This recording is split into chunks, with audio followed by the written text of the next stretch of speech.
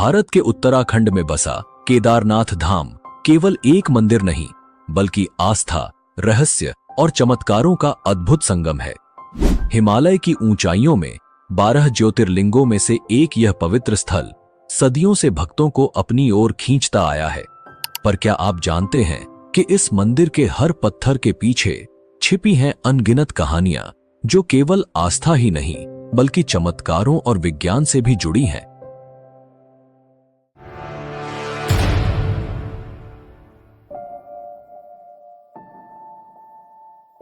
16 जून 2013 की वह काली रात, जब प्रकृति ने अपना तांडव दिखाया और उत्तराखंड के केदारनाथ में हर ओर विनाश कर दिया। लेकिन इसी विनाश के बीच एक ऐसा चमत्कार घटा जिसने लोगों की आस्था को और भी गहरा कर दिया। आइए हम आपको उस समय की भयावहता और चमत्कार के बारे में बताते हैं जिसने केदारनाथ मंदिर को बचाया था। उस रात केदारनाथ में बाढ़ का पानी मंदाकिनी नदी से उफनता हुआ आ रहा था। भारी बारिश और चौराबारी ग्लेशियर के पिघलने से स्थिति और भी भयावह हो गई। पानी, पत्थर और मलबा शहर को अपनी चपेट में लेता जा रहा था। जहां पहले पहाड़ों की सुंदरता थी, वहां अब विनाश का तांडव था।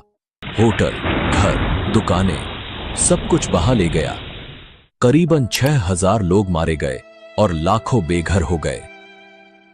लेकिन एक बात साफ थी, यह आपदा केदारनाथ मंदिर की ओर बढ़ रही थी। क्या यह भगवान शिव के पवित्र धाम को तबाह करने वाली थी?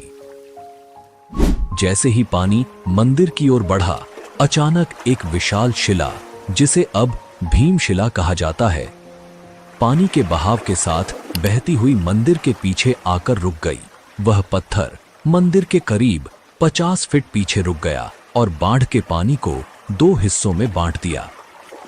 उस क्षण मानो भगवान शिव की स्वयं कृपा ने मंदिर को तबाही से बचा लिया। बाढ़ का सारा पानी भीमशिला से टकराकर मंदिर के दोनों ओर से बह गया। आसपास के सभी ढांचे बह गए, लेकिन मंदिर, शिव का यह पवित्र धाम, चमत्कारिक रूप से सुरक्षित बचा रहा। यह सिर्फ एक घटना नहीं थी, यह शिव के प्रति भक्तों की आस्था का जीवंत प्रमाण बन गया। इस विशाल शिला को स्थानीय लोगों ने भीमशिला का नाम दिया। महाभारत के वीर योद्धा भीम के नाम पर रखी गई यह शिला अब केदारनाथ धाम के चमत्कार की प्रतीक बन चुकी है। इसका नाम भीमशिला ही क्यों रखा गया और पांडव का केदारनाथ से क्या संबंध था, वो हम आगे बात करेंगे। लोगों का मानना है कि यह भगवान शिव की कृपा और महाभारत के भीम की शक्ति का प्रतीक है। आज भी भक्त इस शिला की पूजा करते हैं, इसे मंदिर के दर्शन का अभिन्न अंग मानते हैं।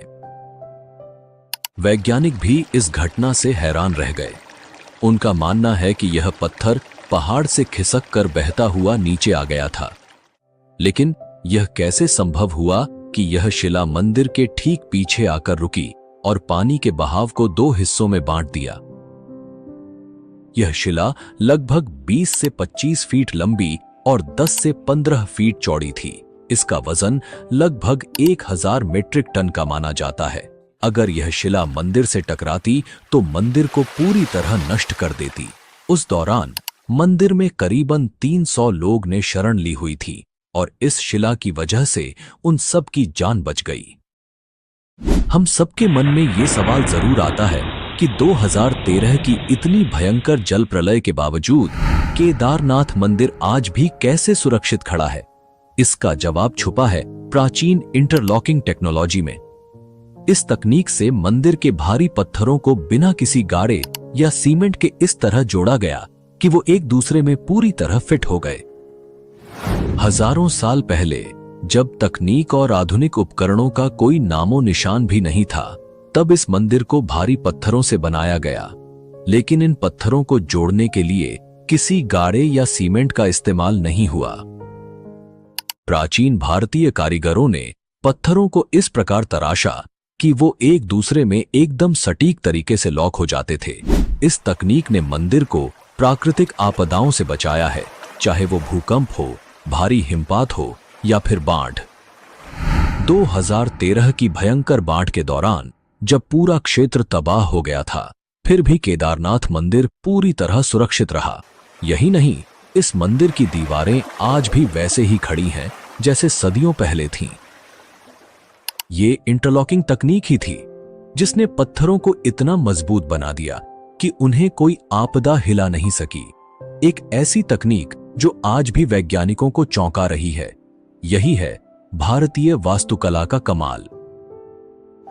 तो हमारे मन में सबसे बड़ा प्रश्न यह उठता है कि आखिर किसने इतनी मजबूत और अत्याधुनिक तकनीक से केदारनाथ मंदिर का निर्माण किया? इसके पीछे की कहानी और इतिहास को जानना बेहद दिलचस्प है। तो चलिए हम शुरुआत से ही इस पवित्र मंदिर के इतिहास की गहराइयों में झांकते हैं और समझते हैं कि किसने और कैसे इस अद्भुत मंदिर का निर्माण किया।